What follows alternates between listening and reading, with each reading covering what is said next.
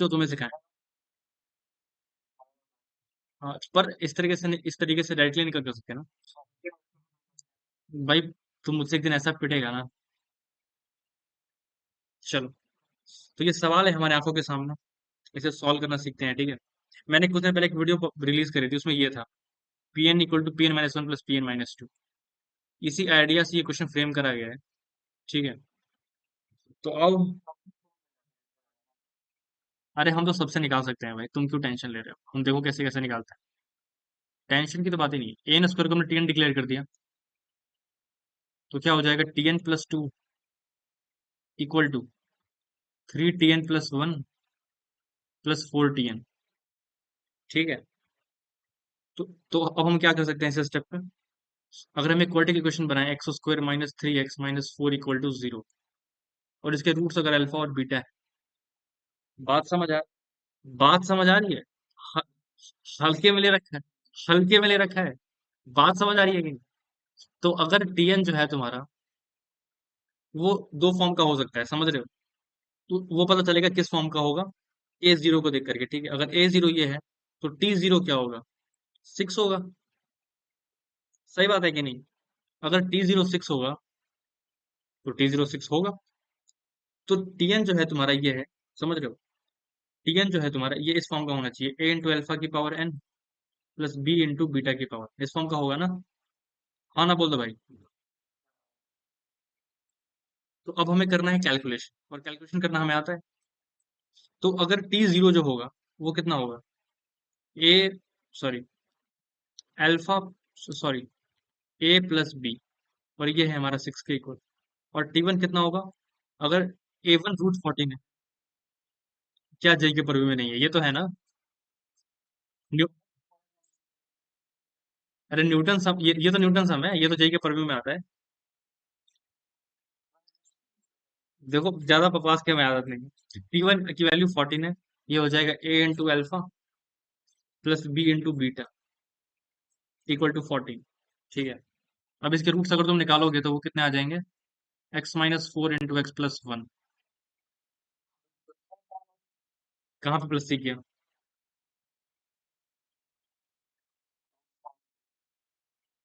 अरे ये, अगर तुम्हारा माइनस लेना तो माइनस हो, चाहे कुछ बी निगेटिव हो जाएगा ना, क्या फर्क पड़ता है उससे। ठीक है। तो अल्फा तुम्हारा फोर आ गया, और बीटा तुम्हारा आ गया माइनस, अब मैंने वैल्यूज पुट कर दिया। ये हो जाएगा four into a minus b is equal to fourteen. Newton sum से अगर कभी भी ऐसी इक्वेशन आ रही है तुम्हारे पास, तो यहाँ, तो यहाँ से तुम इस इक्वेशन पे पहुंच जाओ, इसके रूट्स को डिक्लेयर कर दो अल्फा और बीटा, और टी एन कुछ इस फॉर्म का एक्सप्रेशन होगा। तो यहाँ से क्या आ जाएगा, ए प्लस बी की वैल्यू सिक्स आ गई, और फोर ए माइनस बी की वैल्यू फिफ्टीन आ गई, फोर्टीन आ गई, सॉरी। ऐड किया तो ए कितना आ गया, a five equal to twenty, a equal to four. दोनों को कर दिया सब्ट्रैक्ट, तो, सॉरी, सब्ट्रैक्ट नहीं, ये पुट कर दिया ना। तो बी कितना आ जाएगा, बी आ जाएगा टू। इसका मतलब जो टी एन है तुम्हारा वो क्या है, फोर अल्फा की power N plus two into beta की पावर एन, ये हमारा टी एन है। और अल्फा कितना है तुम्हारा, अल्फा को हमने चार माना है, तो फोर इंटू फोर की power N plus two into minus one की पावर एन। तो फोर की power N plus one minus plus two into minus one की पावर एन, ये हमारा टी एन आ रहा है। और जो टी एन था वो क्या था, ए एन स्क्वेयर। तो ए एन स्क्वेयर है तुम्हारा फोर की power N plus one plus two into minus one की पावर एन। तुम्हें क्या निकालना है, ए ट्वेंटी। ए ट्वेंटी निकालने के लिए क्या करो, एन को ट्वेंटी पुट कर दो, वाओ। ए ट्वेंटी का square is equal to, N twenty put कर दिया, फोर की power twenty one plus two into minus one की पावर ट्वेंटी, तो टू की power twenty two, sorry forty two, minus क्या हो जाएगा, सॉरी प्लस टू। तो टू की पावर फोर्टी टू किसके आसपास जाएगा, टू की पावर फोर्टी टू के आसपास जाएगा। तो इसका लॉग बेस टू लोगे तो क्या होगा, इसलिए ये तो तुम्हारा ए ट्वेंटी का स्क्वायर है ना, सॉरी सॉरी। तो ए ट्वेंटी का स्क्वायर तुम्हारा किसको टेंड कर रहा है, टू की पावर फोर्टी टू को। तो ए ट्वेंटी किसको टेंड करेगा, टू की पावर ट्वेंटी वन को। तो log base two A twenty, ये लोगे तो कितना हो जाएगा तुम्हारा, 21 आंसर आ जाएगा। तो इस तरीके से बच्चों आप इस क्वेश्चन को सॉल्व कर सकते हो। समझ रहे हो मेरी बात, ठीक है।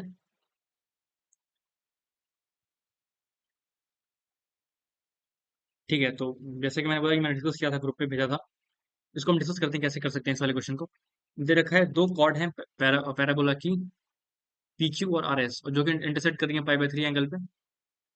तो फुल सॉरी पाई/3 पे, और जो पॉइंट इंटरसेक्ट कर रही है वो 4/3 पे, और पी क्यू एस लाई कर रहे हैं तुम्हारे पैराबोला पे। तो मतलब ऐसा एक पैराबोला है, हमारा Y square equal to 4x, Y square equal to 4x एक पैराबोला हो गया तुम्हारा। और ये है तुम्हारा Y square equal to 4x। तो इसके ये जो पॉइंट है, तो S1 नेगेटिव आएगा 4,3 पॉइंट के लिए, तो ये जो पॉइंट है इसके अंदर लाई कर रहा है। ठीक है, अब हम क्या कर सकते हैं, इस पॉइंट से हमने करा टेंजेंट ड्रॉ, टेंजेंट नहीं सॉरी कॉर्ड। तो कॉर्ड करेंगे ड्रॉ, ये हो गया तुम्हारा कॉर्ड, ये है तुम्हारा पॉइंट ए, ये है तुम्हारा पी क्यू आर एस। एक second, P Q R S, हाँ, तो ये है पी, ये है क्यू, ये है आर, ये है एस, और ये पॉइंट है तुम्हारा 4,3। अब तुम खुद सोचो, अगर ये वाला जो एंगल है तुम्हारा, ये एंगल अगर थीटा है, तो ये एंगल कितना होगा, 60 होगा। तो अगर ये जो लाइन तुम्हारी आर एस लाइन बन रही है, तो तुम रिकॉल करो क्या, पैरामेट्रिक फॉर्म ऑफ लाइन। उसमें जो आर होता था क्या होता था, अगर तुम्हारा ये कोई पॉइंट है बेस पॉइंट एच कॉमा के, तो अगर तुम कोई पॉइंट ऊपर लेना है, जैसे अगर कोई पॉइंट ऊपर लेना है, ये एंगल थीटा है आर डिस्टेंस पे, तुम क्या कर देते H plus R cos theta के प्लस आर साइन थीटा। और नेगेटिव लेना है, तो सिमिलरली जो आर था वो होता था अलजेब्रिक डिस्टेंस, नीचे होता तो नेगेटिव हो जाता था। तो अगर मैं जनरल मानूं, यहाँ पे सिर्फ आर मान लिया, आर पॉजिटिव नेगेटिव कुछ भी हो सकता है, तो दो पॉइंट्स आएंगे। अगर मैं इस लाइन को और इस कर्व को सॉल्व करूंगा, इस कर्व के साथ दो इंटरसेक्शन आएंगे। तो मैं आर को डिक्लेयर किया अलजेब्रिक डिस्टेंस, और मैंने ये वाला पॉइंट पुट किया, तो ये वाला कोऑर्डिनेट कितना आएगा, आर और एस का जो कोऑर्डिनेट्स आएंगे, मतलब मैं एक फॉर्म में लिख सकता हूँ, एक के लिए आर पॉजिटिव होगा, एक के लिए आर नेगेटिव होगा। तो कितना होगा, 4 प्लस आर कॉस थीटा, और दूसरे के लिए क्या होगा, 3 प्लस आर साइन थीटा, ये होगा। अब ये जब पॉइंट पुट करूंगा, तो आर की दो वैल्यूज आएंगी, एक करस्पॉन्डिंग टू आर करेंगे, एक करस्पॉन्डिंग टू एस करेंगी। और ये जो लेंथ है, ये मैंने मान ली R1, और ये लेंथ मैंने मानी R2, और R2 पक्का नेगेटिव होने वाला। तो एक तो श्योर है कि जो R1 इंटू R2 आएगा, अगर उसकी इक्वेशन सॉल्व करूंगा तो वो नेगेटिव आना चाहिए फॉर श्योर। लेकिन मुझे पता है कि मुझे मैग्नीट्यूड लेना है, तो मैं मैग्नीट्यूड ले लूंगा। अब मैं ये जो पॉइंट है, ये जो पॉइंट आ रहा है, ये सब्स्टिट्यूट करूंगा उस कर्वेचर में। तो क्या हो जाएगा, 3 प्लस आर साइन थीटा का whole square minus 4 into 4 plus R cos theta equal to 0। इसके सोल्यूशन क्या आएंगे तुम्हारे पास, R1 और R2, क्योंकि थीटा मैंने फिक्स कर रखा है, R1 और R2। तो ये आ जाएगा 9 plus R square sine square theta plus 6 R sine theta minus 16 minus 4 R cos theta equal to 0। ये हो जाएगा R square sine square theta plus 6 R sine theta, sorry R बाहर निकाल लो एक बार, ठीक, वैसे फर्क भी नहीं पड़ता आर से, 6 sign theta minus 4 cos theta. ठीक है, ये हो जाएगा -7 इक्वल टू 0। अब देखो R1 R2 नेगेटिव आ भी रहा है, तो R1 इंटू R2 क्या हो जाएगा तुम्हारा, -7/sin, लेकिन मुझे बहुत इंपॉर्टेंट मेरे लिए, मैं लूंगा 7/sin स्क्वायर थीटा। अब सेम अगर काम मैं करूंगा, वो पॉइंट सब्स्टिट्यूट करूंगा, तो उस पॉइंट की जो थीटा है वो कितना होगा, 60 प्लस थीटा होगा, बाकी सब चीजें सेम रहने वाली हैं। तो लेम लॉजिक R3 इंटू R4 क्या आने वाला है मेरे पास, अगर मैं मॉड लूंगा, सिर्फ यहाँ पे मॉड ले लूँ, तो वो कितना आएगा, 7/sin स्क्वायर 60 प्लस थीटा। किसी को दिक्कत नहीं होनी चाहिए यहाँ पे, सही बात है ना। अब मुझे क्या करना है, सबको समझ आ रहा है ना यहाँ तक, एवरीवन कंफर्टेबल। अब मैं क्या करूँ, अगर मुझे निकालना है इस चीज की minimum value, R1 into R2 plus R3 into R4 by 2, तो ये क्या होगा, should be greater than equal to root R1 R2 R3 R4। अब मैंने किया दोनों इक्वेशन को मल्टीप्लाई, तो हो जाएगा 49/sin theta sine 60 plus theta का होल स्क्वायर। इसका रूट लिया, तो कितना आ जाएगा, 7/7 इंटू 2 हो गया ऑफकोर्स, तो हो जाएगा sine theta into sine 60 plus theta, और ऊपर से 2 से फिर मल्टीप्लाई कर दिया, ताकि 2 साइन साइन भी बन जाए। तो 7 4 का क्या होता है, 28। तो 28/2 sign sine B cos A minus B, तो cos 60 minus cos 60 plus 2 theta. यहाँ पे एक सेकंड होल्ड करना, साइन थीटा ओके,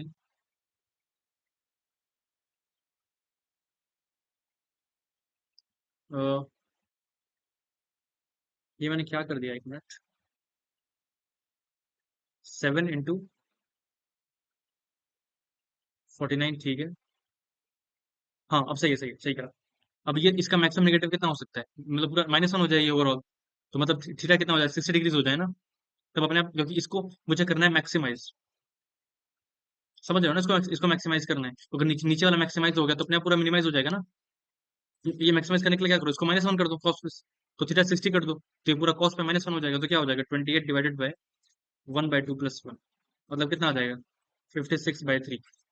इसका मैंने मिनिमम ले लिया। और ये जो है, इसकी मिनिमम, ये हमेशा इससे बड़ा है, और मैंने इसकी मिनिमम वैल्यू कैलकुलेट कर ली। तो ओवरऑल ये एक्सप्रेशन मिनिमाइज हो गया ना। बोलो। मैंने इस एक्सप्रेशन की मिनिमम वैल्यू कैलकुलेट कर ली, और ये जो एक्सप्रेशन है, ये इससे हमेशा बड़ा है, और मैंने इसकी मिनिमम वैल्यू कैलकुलेट कर ली। इसको मतलब ये एक्सप्रेशन अपने आप मिनिमाइज हो गया ना। मेरी बात समझ आ रही है सबको। इसका मतलब 56/3 का मुझे क्या लेना है, बॉक्स लेना है, तो वो कितना आता है, 18 आता है। तो तुम्हारी उम्र आ गई, 18 आंसर आ जाएगा। ये दोनों भी काफी मस्त क्वेश्चन थे, और डिस्कस करते हैं।